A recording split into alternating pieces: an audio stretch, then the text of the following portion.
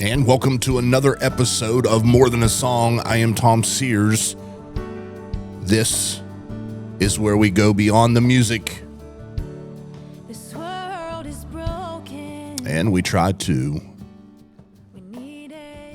go into the moment. It's the genesis of a song. It's the moment the song was born. It's the place where God was speaking at that moment, and something begins to shift in the heart. Now, before we jump in, make sure you stay connected with everything that happens with More Than a Song, and not just More Than a Song. You can find all of our podcast episodes, music, and content at legacylivingmedia.com. And of course, as always, please share and subscribe. Today's episode, we are going to focus on the title track of Breanna's album, Near, with a song called Near. And I've spent a great deal of time talking to our church about how the world is constantly pulling us in a bunch of different directions. There's a bunch of noise, a bunch of distractions, a lot of things happening around and about us. They pressure us. And a lot of times in the middle of all of that, it's easy to feel distant. And sometimes that even means you feel distance between you and God. And it's never because he's moved, it's because we move. And Near is a song that brings us back. It's not complicated. It's not driven by striving or trying to do things better or to work harder. It's about presence, and it's about recognizing that God has always been close to us, even in the moments where things feel the furthest away. And Scripture tells us in James chapter 4, verse 8, that if we draw near to God, he in turn draws near to us. And so that Scripture, I've always said, is an invitation. It's not perfection. It's not performance. It's nearness. It's proximity. And I believe that today's song that we're going to cover, well, it captures that longing of God's heart to be near, the desire to be close again, to feel his presence again, and to return to what matters the most. And Breanna, that's where I want to start today. Let's talk about this song, Near. How we doing? Pretty good. I'm pretty excited to talk about this one. Yeah, why? It just takes me back. You know, all these songs take me back to when they were written, obviously, but this one, I can just remember the moment. I can remember the feelings, and it's different than the other reasons that the other songs were written. So this one's a little different. Okay, so, and we talked about this in the last episode towards the end. I feel like this was a song that came. Actually, the album was already being recorded, and you came to me with this new song, and I was like, oh, that's good. I think that needs to be the title of your album. And this was, I guess, when I heard this song, I was like, okay, we're really onto something here. And the complexity of it, I think, maybe, and the way that it presents itself. But I do have a question, and I just thought of this. What was the album going to be called? I think I know the answer. It just hit me. I think it was In the Silence. Was it? I don't think so. I don't remember. Was it Dancing with the King? Yeah, maybe. I don't remember. Maybe it was In the Silence. I feel like it was In the Silence because I think even Dancing with the King came after this one. No, because I'll tell you why. This one, maybe you're right. I don't know if you write the dates down. Well, I usually do, but I had to go back and look because I didn't write it down. I've gotten in the habit now of writing the dates down. But well, that's helpful. It is. Especially if we're going to ask, like, when you wrote it. Right, yeah. But I don't remember when Dancing with the King was. It might have been called Dancing with the King. I don't know. Maybe. But yeah, we changed it to Near. Well, you changed it to Near, and I liked it. Well, so you said this one's a little bit different. We've talked a lot about how this album started as far as the songs, and you've talked about seasons. You've talked about, some very personal things as to, as I said in the open, that sort of the genesis of, or the beginning of the songs, like where they came from, the inspiration, or, and when I say where they came from, just kind of where you were at that time. We believe that those lyrics came from God, and we've talked about almost on every episode how quickly you write these lyrics down. Now there's work that comes after it, but you said this was different. Do you want to elaborate a little bit as to why Near was different than the others? So, we had went to a concert. It was a Building 429 concert and a Britt Nicole concert. I was really excited to see Britt Nicole. I had never seen her before. So I was really excited for that. But there was a moment, because oftentimes you go to these concerts and you don't know what to expect. Sometimes they're really showy, and obviously there's an aspect of that, where you get into it and, that showsmanship comes out. But there was a moment that she began ministering to the audience, but it started with, she was just like, take a moment and pray. Take a moment and just talk to God and just, give him your feelings, whatever it is, And honestly, I don't know where I got the idea, but I had the idea for a lot of my life that I had to go to God with, like a certain, obviously there's reverence and there's respect for God, obviously, but I always prayed. I always thought I had to pray a certain way. I always thought I had to oh, my Heavenly Father, and be like all spiritual. Dignified. Yeah. And I don't know why I thought that. I don't know if it was like the pressures of the church itself, like, Christianity. Well, that's interesting because I don't know that I ever. I never felt that you caused me to believe that. Like, you never did that. I mean. Yeah, because a lot of the tradition and the religion of the modern day church drives me absolutely insane. Yeah, which I've got that from you. Yeah. I think a lot of it was just the pressure I put on myself. I'm a pastor's kid. I'm this, I'm that, and I have to be this certain persona and I have to act a certain way. And so I think I took that as when because people would put the pressure on me too. And it was like you're this, so you have to act this way. And so I think I just put that on God. Okay, well, if these people who are Christians are saying this about me, then God must think or feel that I need to come to him with these feelings. And when this song was written, again, I'm still going through the emotions of everything. This song was written November 12th of 2019. And so I was a year removed from In the Silence. I was a year removed from that portion, but I was still very much so dealing with those feelings. But also in that place of seeking God, wanting to know what God wanted me to do, but also thinking, okay, well, he wants me to come to him all, as you said, dignified and have it all put together. But this was like the moment that I realized, okay, he just wants me to be real with him. He just wants me to be me. And so Britt Nicole is up on stage and she's ministering and she's just saying, like, take a moment to just pray. Like, I'm not going to sing. I'm not going to do anything. Just pray. And before that, she had went out, and maybe it was after this, I don't remember, but at some point during the concert, she went out and she was actually praying over people. And like, it was really I remember it being very powerful.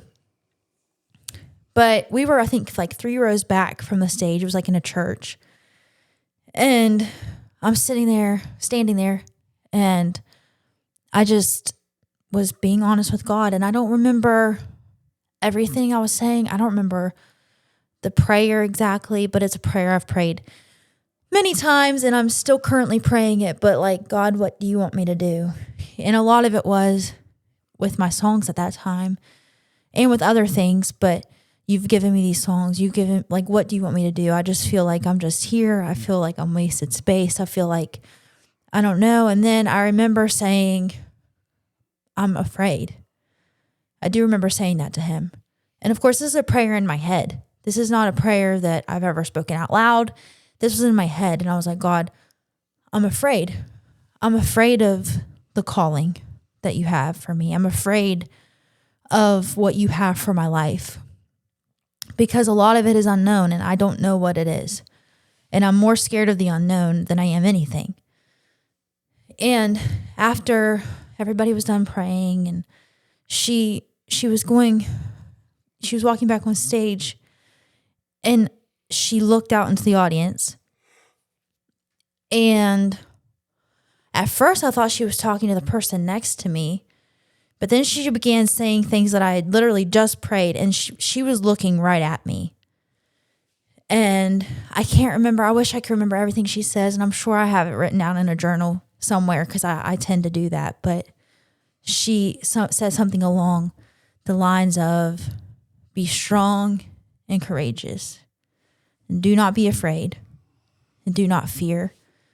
And maybe I'm ad-libbing here, but you know, God has a call on your life, and he doesn't I can't remember how that saying goes. He doesn't call the qualified, he qualifies the call. Yes, and it was something similar to that. And I remember just crying as I do. And it was a very emotional moment, but it was such a moment of, God hears me. Even though I've known that, it was a moment of, God hears me. He sees me. He just heard my prayer, because I just said that. Now he's using this singer who doesn't even know my name to minister to me. And I think, actually, now that I think about it, I actually looked to the person next to me, and she was like, no, I'm talking to you. Like she made it clear that she was talking to me. And yeah, that was a big inspiration for this song.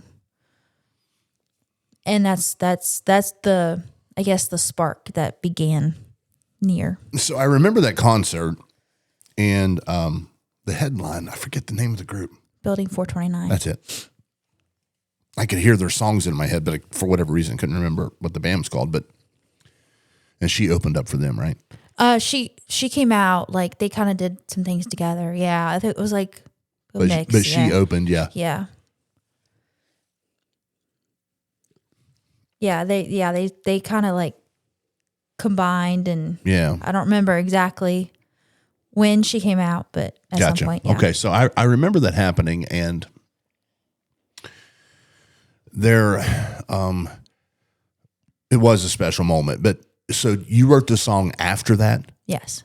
Okay, so that was sort of like the inspiration for the song, or so take us into the moment where you put pen to paper, because so many of your songs thus far have been like, there's been a moment, it takes you a couple minutes to write it down, you feel like, the Lord's really kind of speaking these things to you.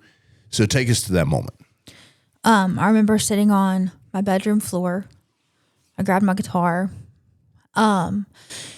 Looking back through some things, near had apparently been a word that had been being spoken to me for a while, a couple years up to that point. Like, I was looking at, there was a note in my phone from 2018, and it was like, I am near to you type of thing. And so I think yes,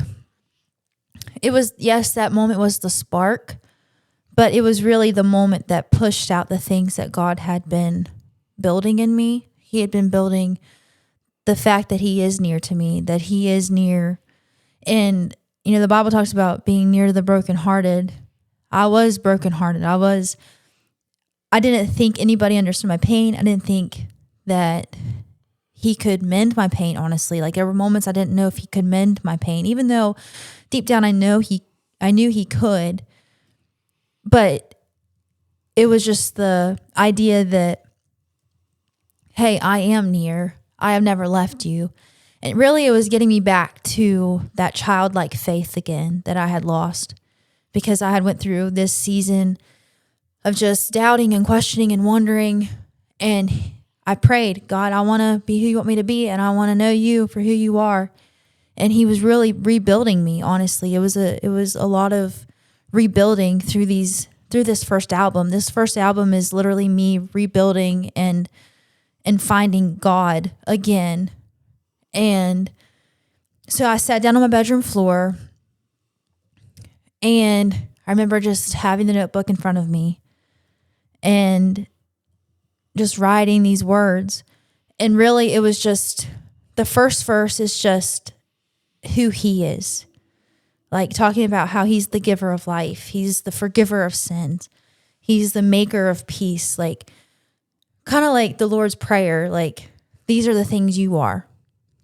Our Father who art in heaven. And that was kind of like my thing, I think. Like, these are the things you are. So it opens up and it says what now? Giver of life. Giver of life, forgiver of sins.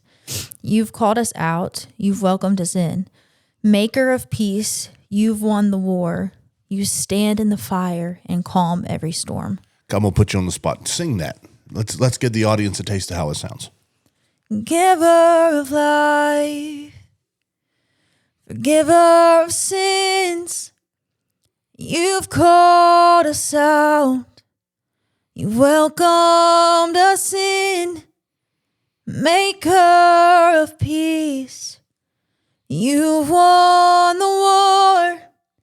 You stand in the fire and calm every storm. And then the chorus says, you don't have to sing it. So I will put my trust in you, because you have a plan in everything you do. I won't fear, because you are my guide, and you're standing right by my side. So this almost sounds like a psalm. And I've said that about some of your other music as well. But like, this sounds like you kind of breaking out of some of the other, some of the other stuff. Do you agree? Yeah, and I think that's why this one's so different, because it was honestly like a moment of release, maybe, like releasing what had been. It was the end of the year. That year, it's in November. You became unburdened by what had been. Thanks, Kamala. Yeah, you're welcome. and so yeah, I think it was just that moment of real surrender. Okay. Like, here I am. You're calling me not to fear. I'm trying my best. I'm trying my best not to fear. And that's not saying that I wouldn't go through more fear. That's not saying that I wouldn't struggle. But I think it was that moment of just, I know you're near, like recognizing he is near me. And I can trust that he's got it figured out. So it's almost like the other songs there's a lot of questions, but it's like near is the revelation of, I know you're close to me. I know you're near to me. I know that I'm in a place of real proximity now.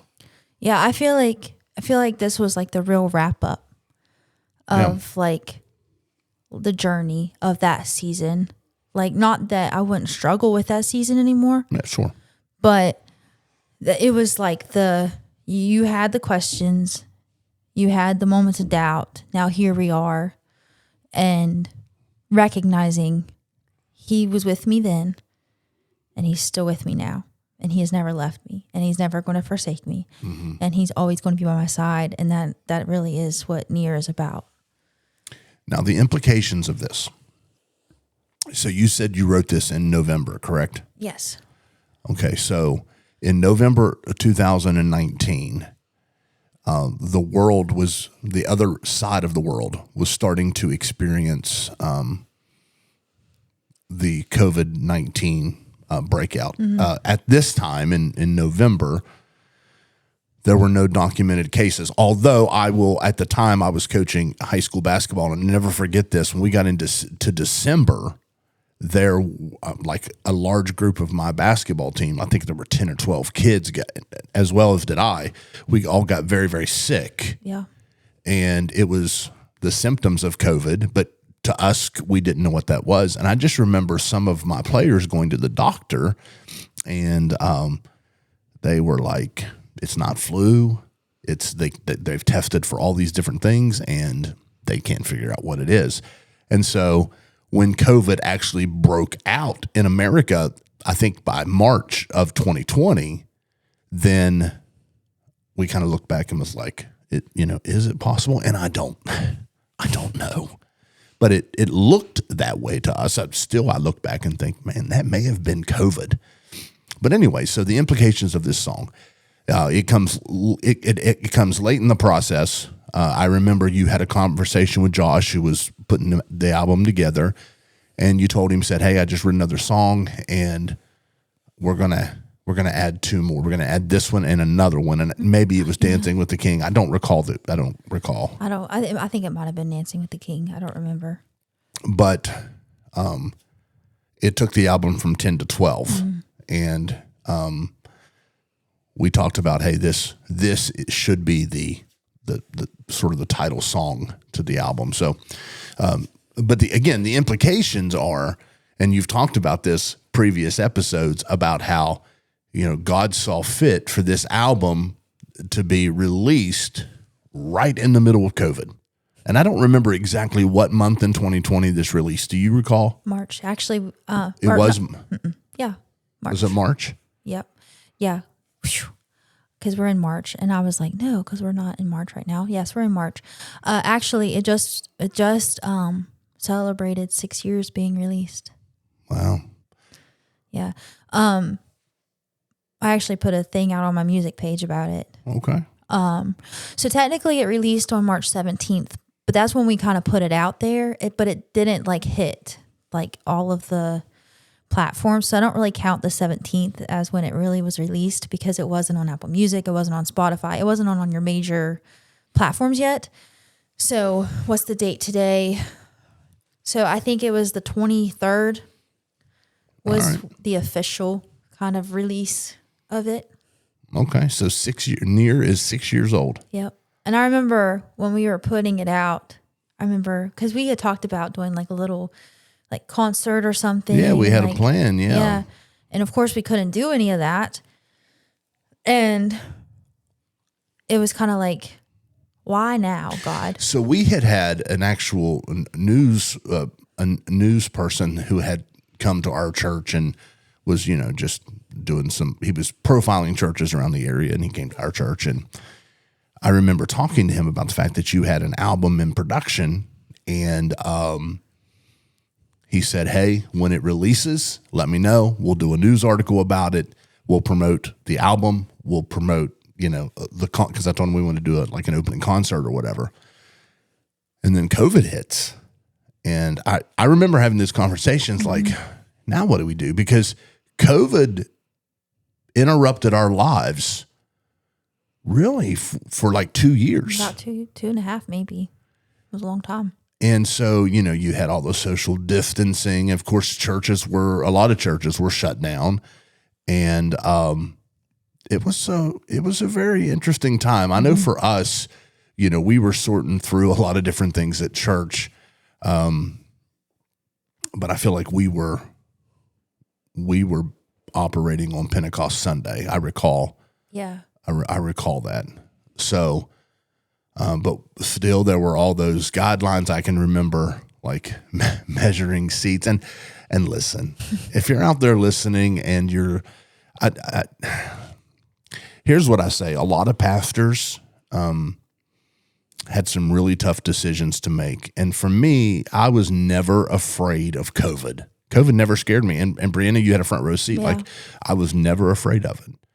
I believe that my hands and my health were in the hands of God. Or I should say my life and my health were in the hands of God. But it was very challenging because although I felt my faith was strong as it related to how God could keep us, there was a lot of questions about as a pastor, I had a responsibility to try to protect my people. And then, you're trying to like discern where their faith level is. And, so there were mandatory shutdowns, but then there were, churches that started to kind of roll things out on a schedule. And, well, none of us had navigated a pandemic before. That's it. The grace was, there were some people that did not extend grace, I guess. But I mean, none of us were experienced in the pandemic. So it was a learning curve for and the everybody. crazy thing, and I didn't really plan on talking about COVID, but like, this is a conversation, right? Because this album came out right in the middle of COVID, and some of the crazy conversations that as a pastor I had to have with people. Like, I can remember someone who called me. I can remember standing outside on my deck talking on my cell phone, and a person saying that they wanted me to put a hole in the side of the church building with a huge to add an additional ventilation system. And kind of like, I don't know if you can, I'm a very visual person. So like when people describe things, I can see it. So hopefully if you're listening, you can see what I'm about to describe.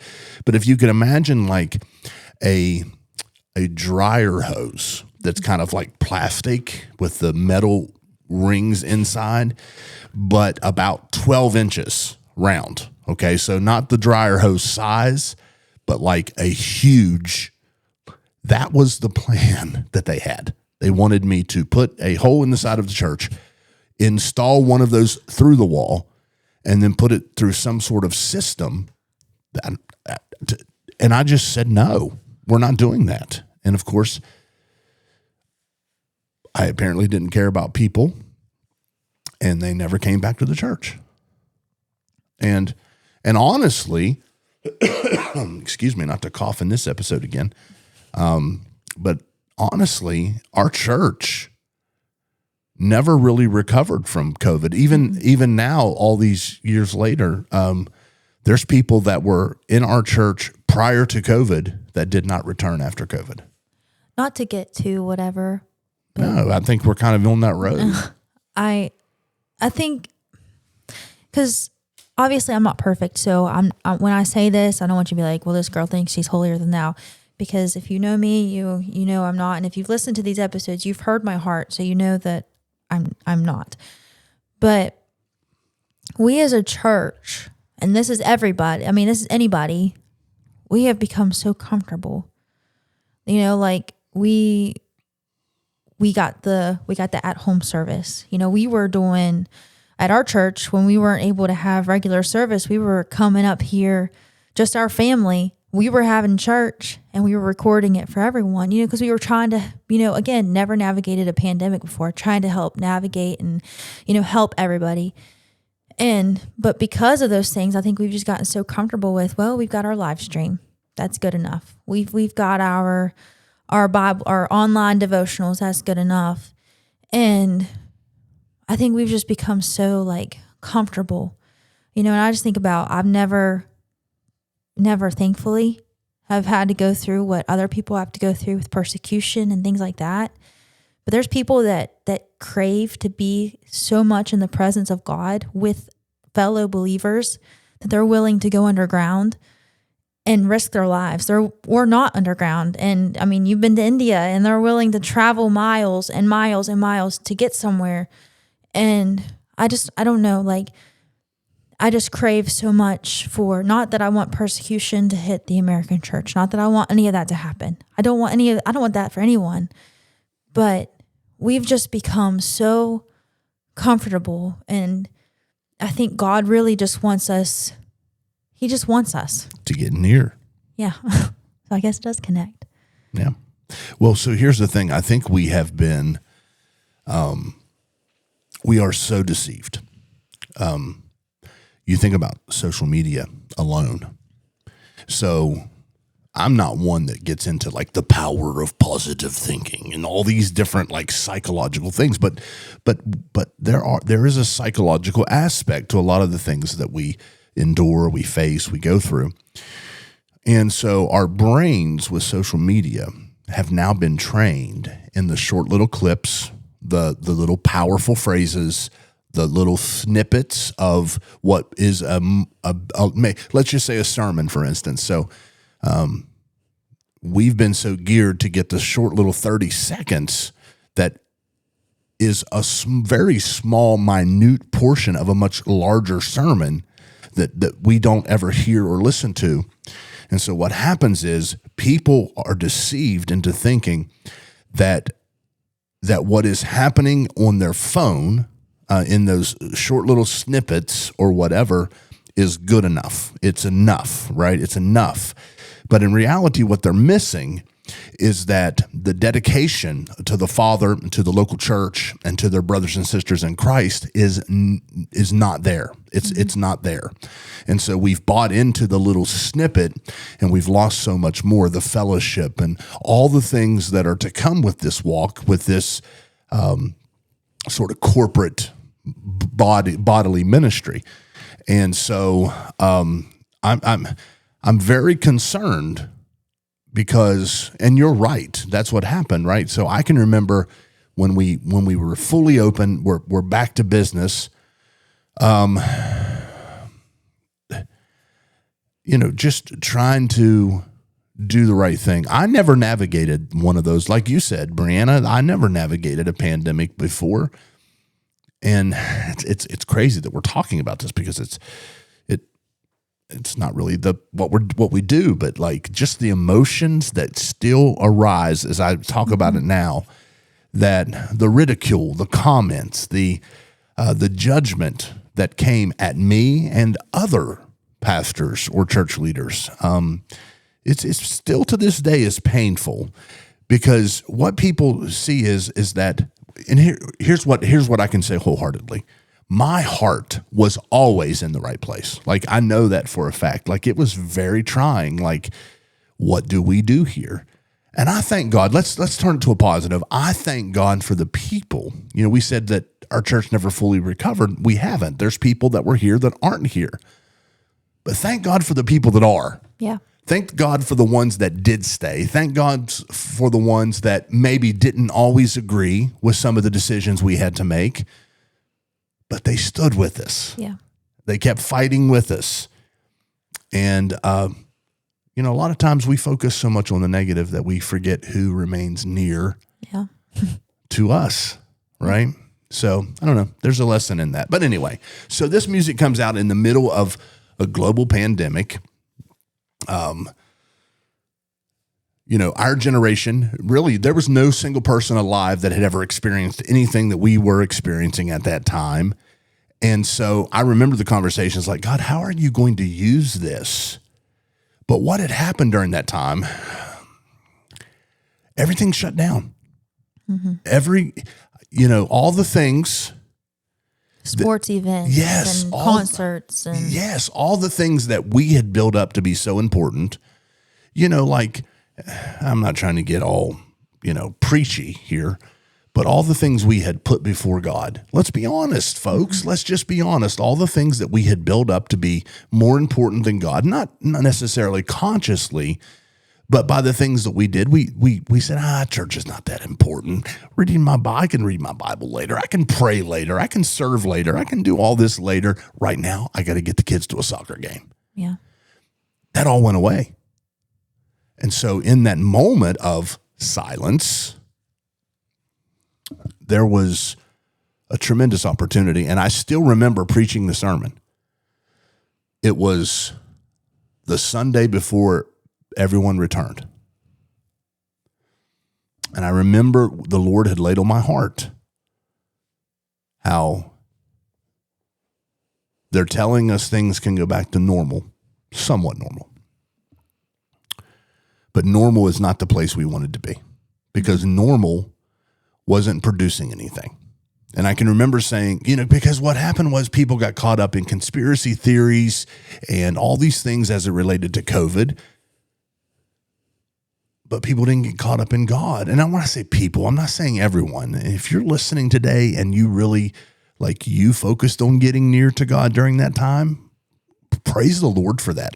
Awesome. That is awesome. But I just remember combating all the stuff that I really didn't care about, right? People's like, have you heard? I think the government's in on this. Okay. It doesn't change the reality of where we are. Is it concerning that the government could have been involved? Sure, it's concerning. Those things are concerning, but God was trying to use it as an opportunity to fill that empty space, as an opportunity to get near to him. And so some people did that. And I can recall people reaching out about your music and saying this is a really good distraction from COVID. Yeah. I kind of chuckled a little bit because I was just thinking, like, you know, like there's times that we may pray, like, God, give me more time. Like, I need more time to spend with you or whatever. And that was the perfect time, you know, that God gave. And actually, a lot of my songs for the rescue was written during COVID. So not to jump forward to that album, but a lot of the rescue album was written during COVID.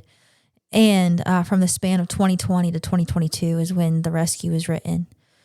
And I don't know, the crazy thing about how the seasons changed, how everything changed was, like, you know, with Near, the album was getting wrapped up towards the end of the year as far as the songs being written. So it started in 2018. The songs on the album were written between 2018 and 2019. And then it was released in March of 2020.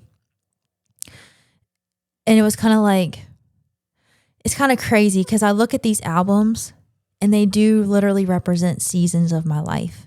You know, like Near was this growing season, this transformative season, this rebuilding season. And then you have the rescue and then this upcoming album. And they all represent something different in my life. And just to think about, God knows everything. You know, when I was writing the song, he knew exactly when the song would be released. He knew when the album would be released. And I do find it kind of ironic that the album titled Near, with the song Near, talking about, you know, I am near, would be released in such a time, such as COVID. I think that's pretty interesting. When a lot of people thought maybe he wasn't so near. Yeah. Yeah, because I mean, the world, I remember we would sit and watch the press conferences that Governor Cuomo at the time was given, and then we would watch our governor and all the things. We were watching the president, and we were watching all of it because it was changing daily. And again, none of us had navigated a pandemic. And I remember being so afraid at the beginning. Like, I remember March 13th, 2020, when the world officially shut down for us.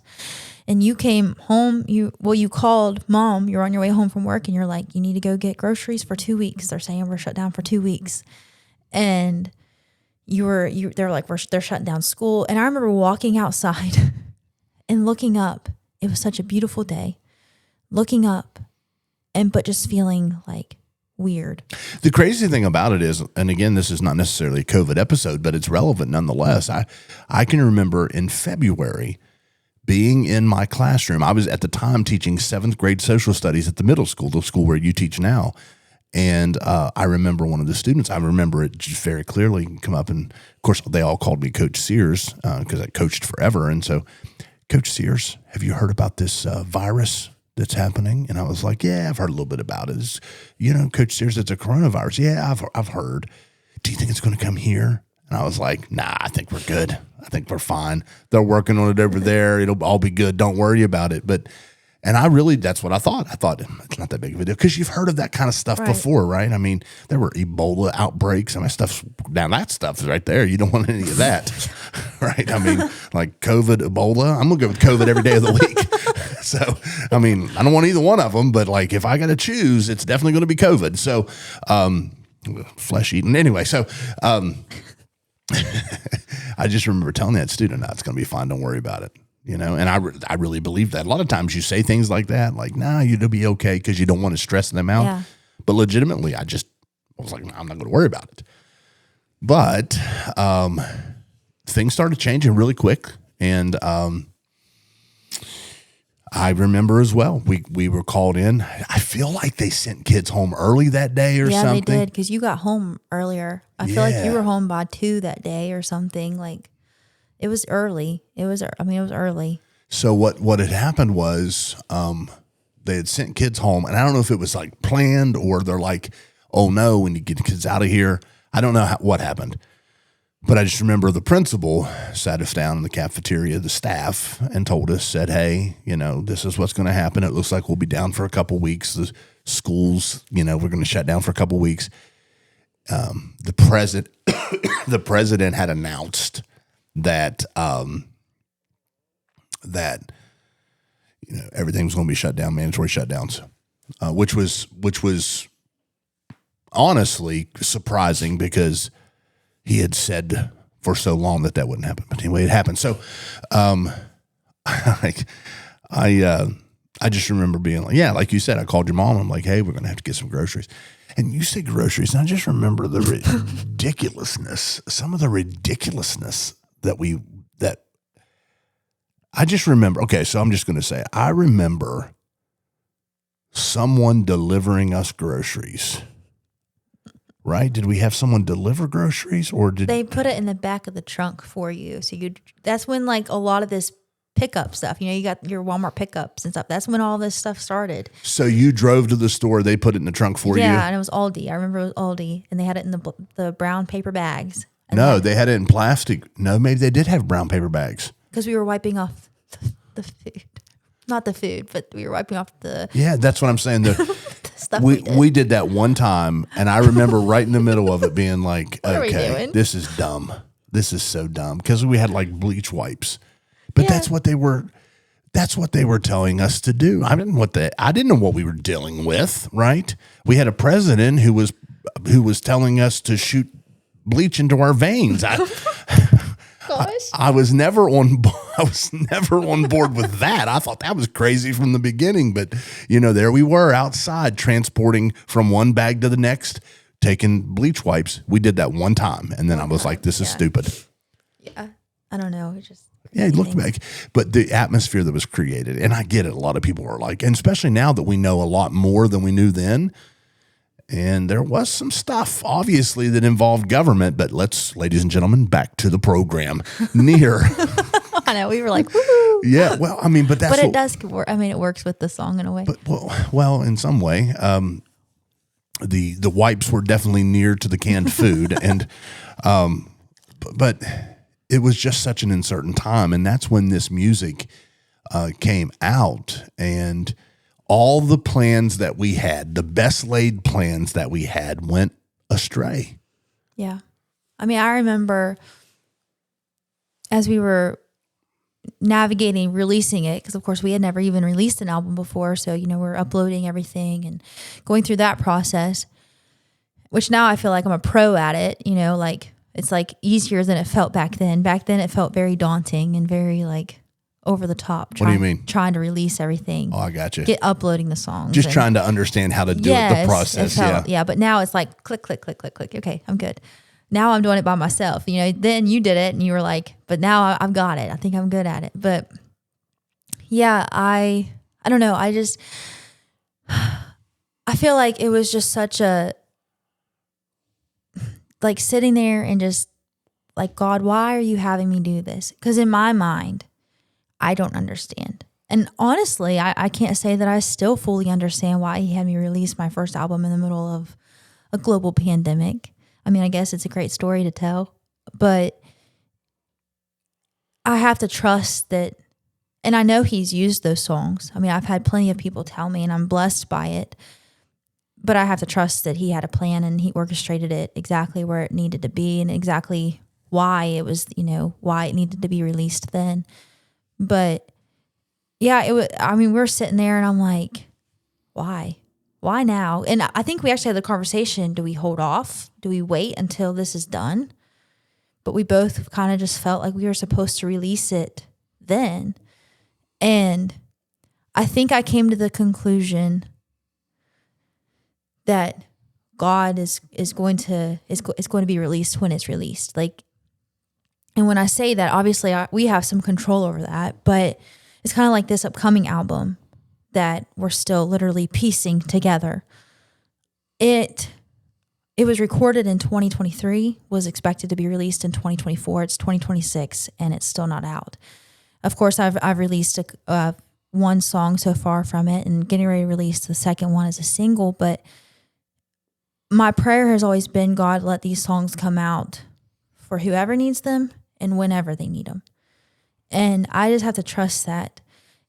In all of my life, I mean, I question so much and I doubt so much, but for whatever reason, my music has been one thing that I've never questioned and I've never doubted. And I don't know if that's because I feel so secure that his hand is in it, or, I don't really know, but I don't question his timing with it.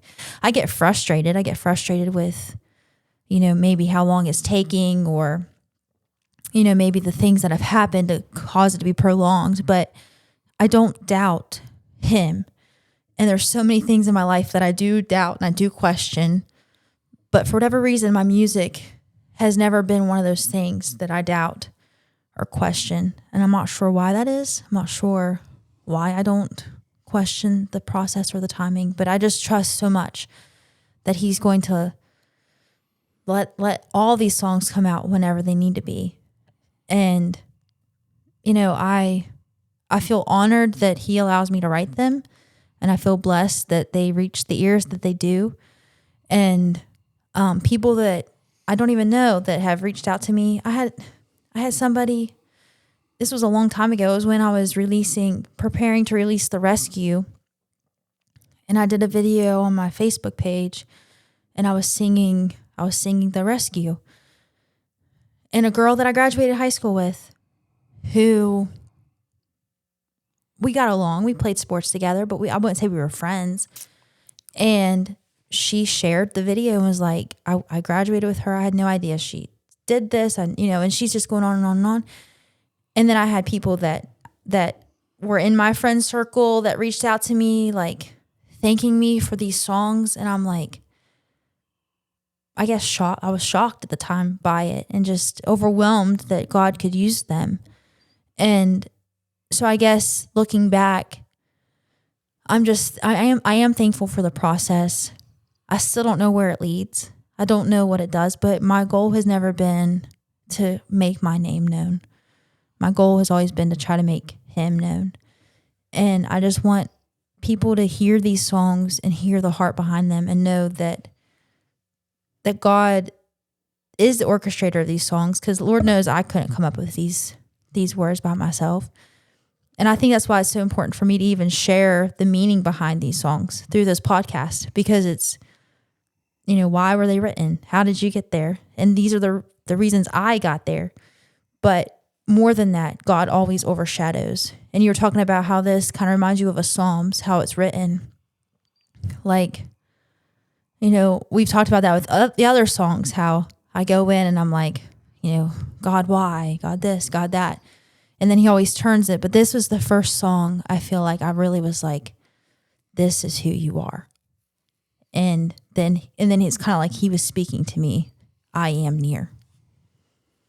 Yeah, that's amazing. And I apologize, I'm super distracted. I was thinking about how even in your second album, I remember calling Greg, who owned the studio, and he was asking, if we were okay, like if there were precautions taken for like the COVID stuff, like if we wanted to wear a mask, or he wanted him to wear a mask, or I just remember that. But can you imagine, I'm sorry, I'm so sorry, but can you imagine, like, that one lady, and I can't remember what her name was, that was a part of the president's COVID response team, Dr. Burks or something. Anyway, when he said to inject bleach or whatever it was into your veins, can you imagine like sitting there and being like, what is happening? Because I remember watching it at home and being like, okay, yeah, that's not normal. That's not.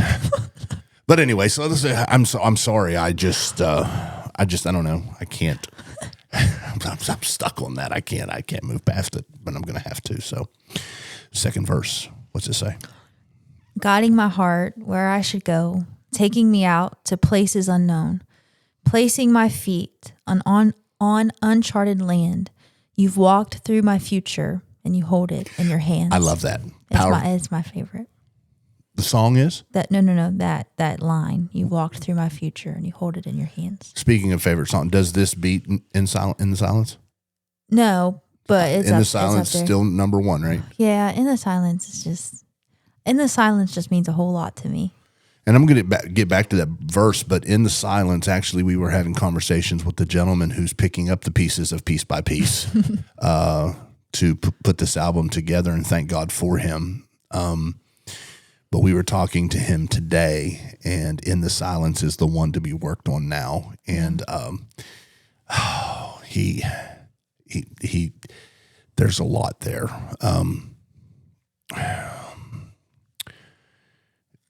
In the Silence may get its third makeover. Yeah. Because it's almost like having a car that you really, really like, and then you let someone borrow it.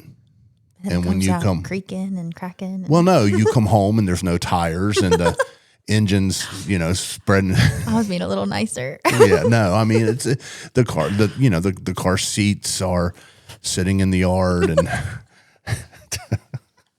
and so then you call and you say, hey, can you put my car back together again? And he says it may be easier to buy a new one. So that's kind of where, that's a good point. Yeah, that's kind of where we are with this. So In the Silence may get its third makeover, and I trust this guy. I do too. And when because he asked the question, do we build with what we have, or do we start over? And I was immediately, without even knowing how much, and without even I was like, start over. Yeah, because he was like, if you like the bones of what is here, I can build on it. I'm like, we'll start over. Because that song means so much to me. And I mean, all my songs mean a lot to me, but that's the one. And even while we've been recording this today, he's messaged back because we gave him a little bit of direction, like kind of how we want the sound to be. And he was like, the double exclamation points. And he was like, this is going to be sick. Oh, so okay, yeah. good. So he's on board with what we talked about, and we'll leave that alone for now, but, leave some surprises. But you did mention, and then we'll get back to the verse. I just feel like we're all over the place. COVID, look what you did. So, you mentioned that you've got your second song about to release from this album. Yeah. So very briefly talk about that. Really excited. Here I Am is coming out on April 17th. That one, I'm really excited for everyone to hear it. I've teased it a little bit. If you follow me on Facebook, I've teased it just a little bit. We teased it here a little bit. Yeah, I've teased it here. But when you hear it all together, I'm really excited for it. And actually, I was working on the cover for it because, of course, you release a cover with your singles too. And I don't know, the moment that picture was captured, I was just my mom took the picture of me. And I wanted a genuine moment, here I am, God. And so I was just like, okay, I'm focusing on you type of thing. And she was kind of like, spin, and if see, we're a bunch of idiots. So she's like, spin. And so I was like, okay. And I felt like a complete idiot, but I spun. And I'm also, if you know me personally, you know that I am not graceful whatsoever. Not at all. So there's no dancer in this girl. And so I spun, and the grass that I'm on is actually old farmland. So it's we're still trying to get it to not be farmland. And so I have the grass, the thick grass, it's poking my feet, and it's it hurts. It doesn't feel great. But okay, let's get back to the spinning. Anyway, so I spun, and the picture that was captured was pretty cool, but it was a genuine moment of, here I am, God, I'm an idiot. This is what you have, but it's me.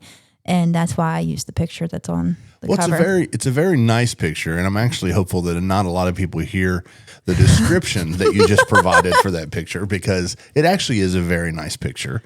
But yeah, Here I Am is an awesome, awesome song. And the thing about this album is it's absolutely 100% the best. I'll say it collectively. It is the absolute best. The lyrics go, it's awesome. we talked about right there in that second verse, that line, you've walked through my future and hold it in your hand, right? Yeah. So that's deep, right? And so this third album, Piece by Piece, is full of stuff like that. Like it's really, really deep, and it's awesome to see the growth and the development and the depth that God takes you with every new song, every new album. But you walk through my future and then hold it in your hand, and that's so like. I always tell people, God is already in your next. You don't even know what your next is, but God's already in it. David said, my times are in your hands. Mm-hmm. So you're saying, I'm going to be near this song near, and God, you're out there walking in my future and you're holding it in your hand. So my times are in your hand. That can almost preach. That's exciting. I love that. I love that line. Yeah. And I probably say this every episode. I'm visual. And so when I read that, when I sing that, when I wrote it, I imagine him literally walking. Because my unknown is unknown, to me it looks like darkness, because it's unknown, it's not clear, it's unseen to me. And so it's like he's walking out in the darkness in front of me, but with every step I take, he's lighting that path, he's brightening that future, and he's leading me into the place that he has for me. And it gives me hope. Even now, when I go through things that doesn't feel good, that I don't want to go through, I'm like, God, you've already walked through this. You knew I was going to get here. Even if I messed up and got myself here, you already walked through it. You knew exactly where I was going to be. And so knowing that makes me feel confident, even when I'm afraid, that I can walk where he's led, and that I can follow his footsteps. It's that the footprints in the sand. Yeah, he carries you. Mm-hmm. And it's like your picture, right? It's even when dancing on grass as sharp as nails, he was already there and gave your mother the ability to take that wonderful picture. He did. Yes, he did. See how I did that? Yeah, that was pretty good. I thought so. I mean, you're like poetic. Okay, so it then goes back into the verse. Is there a bridge on this? There is a bridge, and this is the bridge that was really inspired by what was spoken to me. Okay. It says, so I will be strong and courageous because you, God, are standing by my side. So I won't fear tomorrow because you, God, are the light. When darkness tries to overtake me, I will speak your name because you are greater than any power with just a thought of your name. Just a thought. Because we hear, a mention of your name, but just a thought. Obviously, there's power in speaking his name, so I don't want you to... Heretic. But just thinking of his name, when my mind is a mess, mm-hmm. when anxiety is creeping in, Jesus. Yeah, because it's an invitation, right? Yeah. It's an invitation for him to step in the middle of the mess that he's already walked through. That was good. Yeah. That's... you better believe it. That was good. That's deep. I don't know that I even understand what I just said. We'll have to rewind. Yeah, I'll have to think about that. Yeah. Wow. Okay. Near. Now next episode. That's I want more of you, Jesus. Yeah. Faith in you. That's going to bring faith into this. Yeah. And that, I'm telling you right now, it's an episode you don't want to miss. She's a firecracker. Yeah. She very well spoken. Mm-hmm. Tremendous leadership skills. Yeah. I'm really proud of that. And I think I've said on here, but she is the president of Turning Point USA at Liberty University Online. It's the first online chapter in the nation. I don't know if there's a second one yet. I don't think so, but I could be wrong. But it's the first, and she is leading with tremendous enthusiasm. And as every leader faces, she's already faced some hardship and some ridicule and some different things that only makes you stronger. And but her most recent meeting was about making sure that we don't lose Jesus in politics. We don't lose sight of who he is. And she was so excited after a meeting. It was supposed to be, I don't know, an hour, and it was 2.5 hours, 2.5 hours, 45 minutes, whatever, I don't know. And she came home and was just telling me about how they had such a wonderful discussion about how, you can't lift up man, you have to lift up Jesus. And so, now she wrote the song, right? I mean, mostly. Yeah, she wrote all of it except the verse that I sing, and then like the second part of the bridge I wrote. So the verse I sing and the second part of the bridge I wrote, but everything else she wrote. So she wrote 90% of the song. Yeah. And she was how old at the time? So was it written in 19? It had to be written 19. So she would have been 10, something 9 or 10. Something like that. Yeah. Ooh, that's rough. That's rough. And if you listen to the song, you can hear she's a little girl. Yeah. But she's still the powerhouse that she is. She's a tremendous singer. Yeah, she is. She's very good. She's got a lot of range in her voice and good tone.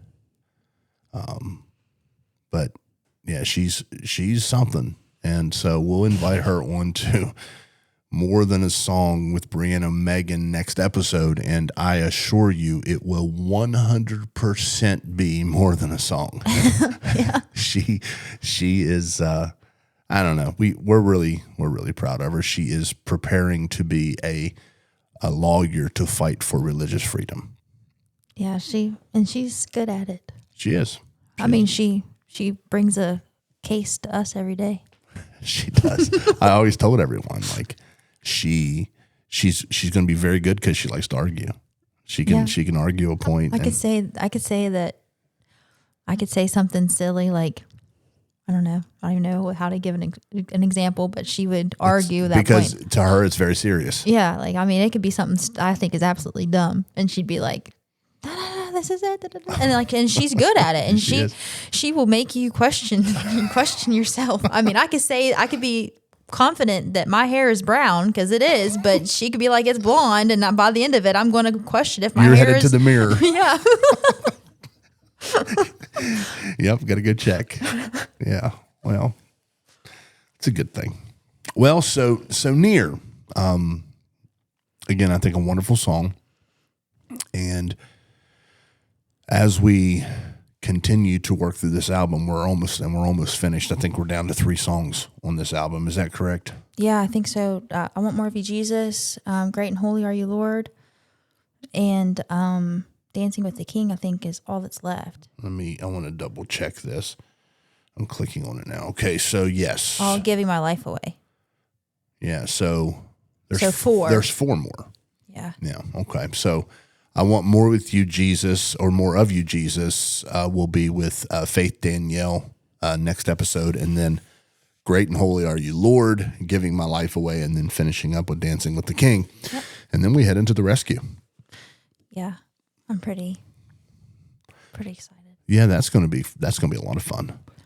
Yeah, it's a good album. And to think that, like, when I was putting out my post the other day on Facebook about my album being out for 6 years, to think that when Here I Am comes out, 24 of my original songs will have been released. And I just think that's kind of crazy. Faithful God. Yeah. Faithful for sure. Okay. Well, we've talked about it a couple times, but you're kind of like picking some songs off of that first album to re-record. Mm-hmm. And In the Silence is one of those now. Put you on the spot. If you had to choose, and you do, no, I mean, like, moving forward, it's going to be something you have to choose. What song would be next to re-record? Probably Near. Near? Yeah. Okay. I think so. Why? I think it's a good song, but also I think people need to hear it, and they might not go back and listen to that first album, or maybe, whatever, but I would like to see this song kind of revamped, or, just bring more life to it, I guess. Okay. But it's a really good song, I think. And even just sitting here reading the lyrics, it's the first time that we've done this episode, or done an episode as I'm sitting here reading the lyrics, and it's like, one, this is good, because I haven't really sang these first album songs for a long time. A long time. And so going back and like, oh, that's good. But also, I don't know if you noticed, I was over here like smiling at points and stuff. Just thinking about where I've been to where I'm at now. Still don't have it figured out. But and his faithfulness. And just the growth, and just grateful for his hand, because throughout the years, there's been many moments that I felt like I wasn't going to make it. I felt like the weight of everything was going to destroy me, but he was faithful, and he brought me through. And the confidence that he is always near. And that's just a message that stays true to me, is as in the silence stays near. Not to mean to use that, but I did. But as in the silence is close to my heart, this one is too, because he always, even now, speaking to me that he is near, and he's got it, and he's walking through my unknowns. Amen. And I don't have to worry, and I don't have to be confused, because he's got it. Amen. Well, as we close this episode out, and again, don't forget to check in with us on the next episode. I want more of you, Jesus. We'd like to leave you with this. God is not distant. He is near. This song came out in the middle of a pandemic.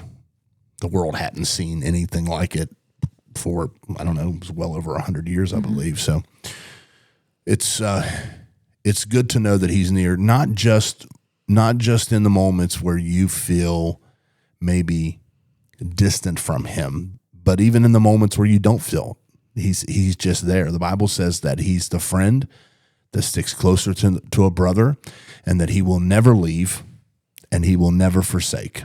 And sometimes as individuals, especially if we feel that we have fallen away, we spend so much time trying to find a way back to God, to try to get back to God, when in reality, he never leaves.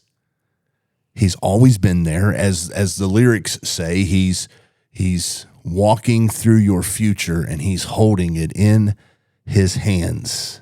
And the reality is, he's just looking for an opportunity for us to turn our attention back to him. Psalm 34:18 says, "The Lord is near to those who have a broken heart, and saves such as have a contrite spirit." A broken heart, a contrite spirit, the Bible says he will not refuse. That means he is near. It's not just the title to a song. It's not just the title to an album. It's actually the promise of God that he's near. So, Breanna, as always, thank you for reminding us that nearness is not about striving. It's about surrender. It's about yielding. It's about letting go. It's about slowing down. It's about refocusing. It's about realizing that he's already near, and he's always closer than we think. And to all of you listening today, if you feel distant, if you feel distracted, if you feel disconnected, this is your invitation to draw near. Take a moment, turn your heart back towards God, because he's already there. He's already near. And if you've been encouraged by this episode, make sure you stay connected with us, with everything happening across the Legacy Living Media Network. Find us at legacylivingmedia.com. You'll find all of our shows, including More Than a Song with Breanna Megan, my podcast that's been airing on FM radio and as a podcast for over 23 years now. Also, our church has New Beginnings Live, and there's other stuff, and it's all in one place. So don't forget to subscribe, to follow, and to share this episode with someone who needs to hear it, because the message matters. And we will see you next time on More Than a Song with Breanna Megan. God bless you.